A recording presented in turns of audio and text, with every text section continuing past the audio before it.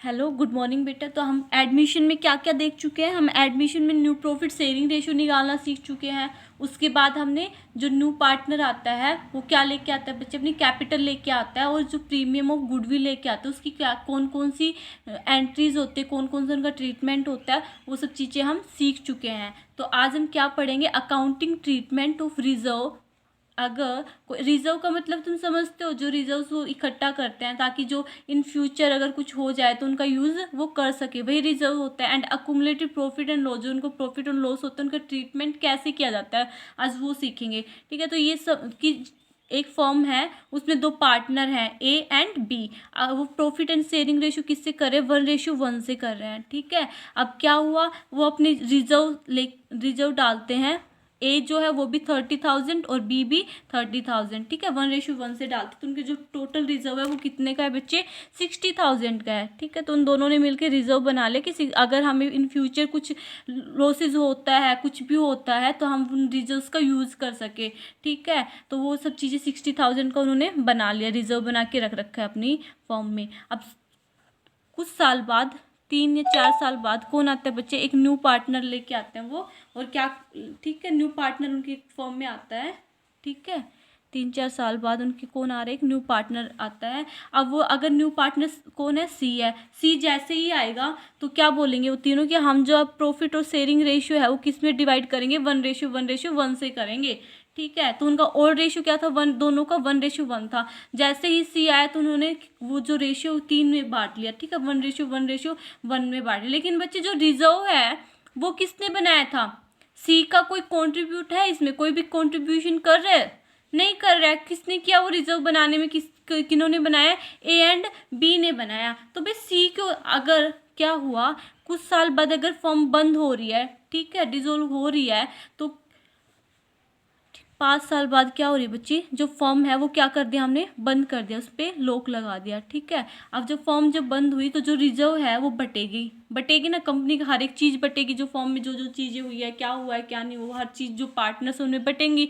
जो रिजर्व होगा, जो रिजर्व उन्होंने बनाया होगा ए और बी ने मिलकर, वो किस में बटेगा बच्चे, किस में बटेगा, एक लाइन पढ़ो कि all the reserve and accumulated profit and loss are to be distributed in is between old partners in old ratio. किस में बटेगा बच्चे, वो रिजर्व जो 60,000 है वो किस में बटेगा, वो ओल्ड पार्टनर्स में बटेगा, ए एंड बी में बटेगा।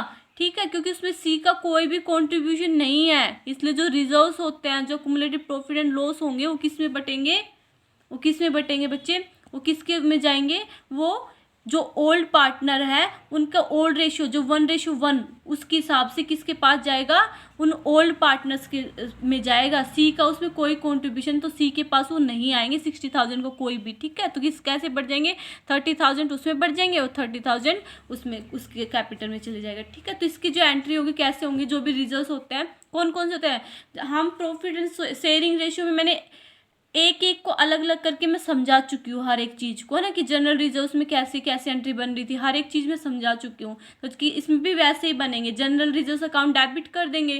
ठीक है, कंटिजेंसी रिजर्व्स अकाउंट डेबिट कर देंगे। WCR याद आया, वर्कमैन कंपनसेशन रिजर्व है ना, जो हम अलग अलग एंट्री करते थे, वही उसको भी डेबिट कर देंगे। IFR ये भी पढ़ चुके हैं हम, इसकी जो भी कॉन्सेप्ट, ये सारे जो इसके 2-2 3-3 कॉन्सेप्ट बने थे वो मैं क्लियर करवा चुकी हूँ। वही सब चीज़ें हैं, बस थोड़ा थोड़ा सा वो आएगा, बस उसको हम समझेंगे जब क्वेश्चन करवाऊंगी ना अभी, तो उसमें समझ लेंगे। ठीक है, लेकिन वही है, सब कुछ वैसा ही चलेगा। ठीक है, तो WCR account debit, IFR account debit और profit and loss account debit. अगर प्रॉफिट हुआ तो, अगर कौन सी साइड में हुआ, क्रेडिट साइड में हुआ, ठीक है, अमाउंट, तो क्या हो जाएगा, profit and loss account debit, किसमें, ओल्ड पार्टनर कैपिटल में। ठीक, किसमें बटेगा, टू ओल्ड पार्टनर, जो हमारे ए और बी जो भी रहेंगे उस क्वेश्चन के हिसाब से उसमें बढ़ जाएंगे। कि कौन से रेशियो से बच्चे, ओल्ड रेशियो से, कौन से वाले रेशियो से, ओल्ड रेशियो से। समझ में आ गया, और उसमें लिख देंगे, नरेशन में लिख लोगे ना, बीइंग क्या, जो भी रहेगा, रिजर्व्स, ये contingency reserves, profit and loss. ठीक है, distributed between old partners in old ratio लिख देंगे उसकी। ठीक है, क्लियर हो गया? वही है जो हम प्रॉफिट एंड शेयरिंग रेशियो में करके आ चुके, और मैंने वहाँ पे हर एक चीज़ के अलग अलग केस बताया था। तुम्हारी बुक में था नहीं, पर फिर भी मैंने वहाँ पे अलग अलग चीज़ों को अलग अलग करके एक्सप्लेन किया था। ठीक है, वहाँ से देख लेना, वही रहेंगी सारी। और इन केस लॉस हुआ तो क्या होगा, जो पार्टनर्स कैपिटल अकाउंट उसको देना पड़ेगा। तो पार्टनर्स कैपिटल अकाउंट डेबिट क्या, to advertise expenses to profit and loss. ठीक है, अगर डेबिट साइड लॉस हुआ तो ठीक है, उस जो इनकी है उसकी क्या हो जाएगी, क्या हो जाएगी, उसकी अपोजिट एंट्रीज हो जाएंगी। क्लियर कर चुके हैं? दोबारा से करवा दिया है मैंने, हमें प्रॉफिट शेयरिंग रेशियो में ये सब चीज़ें पढ़ के आ चुके, अब दोबारा से ज़्यादा क्लियर हो जाएंगे। ठीक है, और क्या बनाएंगे, revaluation of asset and liability. अब कौन सा अकाउंट प्रिपेयर कर रहे हैं, रिवैल्यूएशन अकाउंट। ठीक है, रिवैल्यूएशन अकाउंट भी पढ़ चुके हैं हम प्रॉफिट एंड शेयरिंग रेशियो में। अब उनका ट्रीटमेंट क्या होगा वो सब चीज़ें पढ़ेंगे। रिवैल्यूएशन का मीन्स समझते हो ना, रिवैल्यूएट मीन्स जब कोई असेट और लायबिलिटी को दोबारा से क्या करना, रिवैल्यूएट करना कि उसकी रिवैल्यू कितनी आ रही है ना। पर जैसे मशीनरी खरीदी, उसके ऊपर डेप्रिसिएशन लगेगा, चार्ज होगा, अगर 1 साल बाद उसकी वैल्यू देखी जाएगी तो क्या हो जाएगा, कम हो जाएगी, है ना। कुछ लायबिलिटीज़ भी होती है जो जिसको 1 साल बाद अगर हम देखें तो उसकी वैल्यू बढ़ जाती है। लैंड, जैसे एग्जाम्पल क्या ले लो, लैंड का ले लो ना।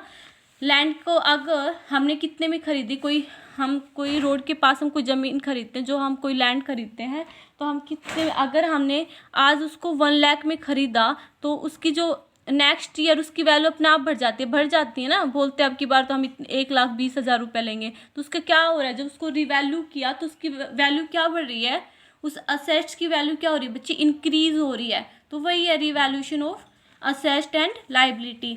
अब क्या करेंगे इस केस में क्या करेंगे, asset and liabilities to be revalued at current value.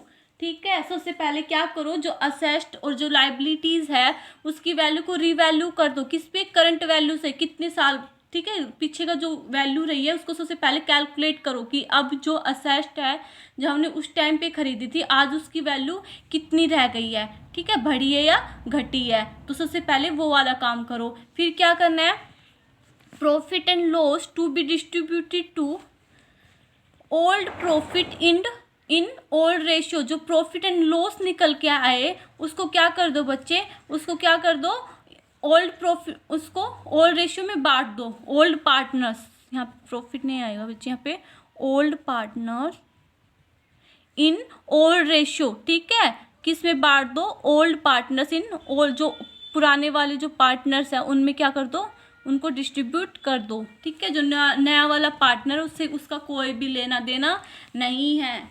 ठीक है, तुम्हारी एसेट बढ़े या घटे उससे मुझे कोई भी लेना देना नहीं है। हो गया? तो रिवैल्यूएशन अकाउंट कौन सा होता है, नॉमिनल अकाउंट होता है। 11th क्लास में तुम पढ़ चुके हो, नॉमिनल अकाउंट में क्या होता है, क्या होता है, जो भी एक्सपेंसेस होते हैं उनको क्या कर दो, क्या करना होता है, डेबिट कर दो, और जो भी हमारी इनकम्स होती है उनको क्या कर दो, उनको क्रेडिट कर दो। यही पढ़ा था नॉमिनल अकाउंट में, 11th क्लास में पढ़ चुके हो ये चीज़ें।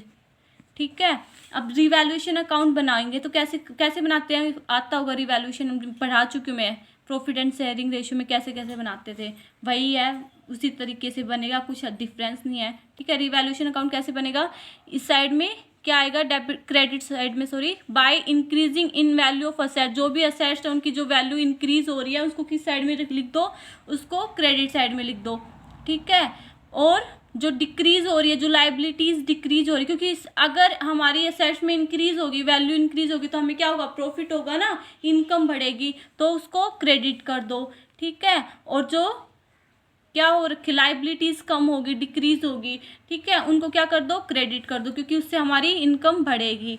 ठीक है, तो जो भी हमारी इनकम है उनको क्या, नॉमिनल अकाउंट यही बोलता है ना, जो भी हमारी इनकम्स होती है उनको क्या कर दो, क्रेडिट कर दो। जो भी हमारे एक्सपेंसेस होते हैं, जो to decrease in value of asset, जब हमारी असेट्स की वैल्यू डिक्रीज हो जाए, जैसे मशीन में होती है ना, उनकी वैल्यू तो डिक्रीज होती है, जो लैंड होती है उनकी क्या वैल्यू क्या होती है, इंक्रीज होती है ना। तो जो डिक्रीज हो रही है, जो इस असेट्स में जो वैल्यू डिक्रीज हो रही है उसको किस साइड में लिख दो, डेबिट साइड में लिख दो। सेकंड क्या है, to increase in value of liability. जो भी लाइबिलिटीज़ है उनकी जो वैल्यू है वो इंक्रीज होगी तो हमारी क्या होंगे, हमारी जो फॉर्म होगी उनके लिए क्या होगी, वो एक्सपेंसेस होगी। और एक्सपेंसेस को किस साइड में लिखना है, डेबिट साइड में लिखना है। ठीक है, चीज़ समझ में आ गई। तो जो भी हमारी असेट्स में इंक्रीज होंगी या फिर हमारी लाइबिलिटीज़ जो हमारी डिक्रीज होंगी उनको किस साइड में लिखना है, हमें क्रेडिट साइड में लिखना है। जो भी हमारी असेट्स की वैल्यू डिक्रीज होगी या फिर हमारी जो लाइबिलिटीज़ है उनकी वैल्यू इंक्रीज होगी तो हमारी जो फर्म होगा उसके लिए क्या होगी, वो एक्सपेंसेस होगी। और हमें पता है नॉमिनल अकाउंट यही बोलता है हमारा कि जो हमारी चीज़ें इंक्रीज हो, जो हमें इनकम दे, उनको किस साइड में लिखना है, क्रेडिट साइड में लिखना है। जो चीज़ें हमारी फॉर्म के लिए एक्सपेंसेस दे उनको किस साइड में लिखना है, डेबिट साइड में लिखना है। तो समझ में आ गया। अब इन दोनों को क्या करो, इन दोनों का क्या निकाल लो, टोटल सम निकाल लो। सम जब निकालोगे तो इनको ऐड कर दो तो इस साइड में क्या आ जाएगा, इनका सम आ जाएगा। ठीक है, इस सम में से इन दोनों का सम करोगे, जो भी हमारी एक्सपेंसेस हो रही है तो इसमें से जो ये माइनस करोगे तो हमारे पास क्या निकल के आएगा। अगर इस साइड निकल के आएगा डेबिट साइड में तो हमें क्या होगा, प्रॉफिट होगा। और अगर क्रेडिट साइड में निकल के आएगा तो बच्चे क्या होगा, हमें लॉस होगा। ठीक है, तो अमाउंट अगर डेबिट साइड में मतलब डेबिट साइड का क्या है, कम है, और क्रेडिट साइड का ज़्यादा है, तो जो अमाउंट निकल के आएगी वो तो डेबिट साइड में निकल के आएगी ना।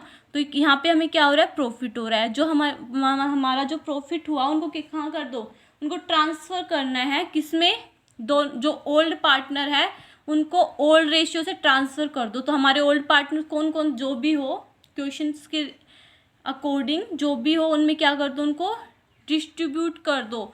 तो अभी जो मैंने ए और बी लिया था उसमें क्या कर दो, ट्रांसफ़र कर दो। ठीक है, तो क्या क्या जाएगा यहाँ पे, to profit transfer to as capital और बीज कैपिटल। ठीक है, जो प्रॉफिट हुआ उसको किस में बांट दिया हमने, ए की कैपिटल में डाल दिया और बी की कैपिटल में डाल दिया। अगर इन केस अगर हमें लॉस हो तो क्या करेंगे, अगर इन केस लॉस होगा तो क्या करेंगे बेटा, हम यहाँ पे लिखेंगे बाय लॉस ट्रांसफर टू क्या,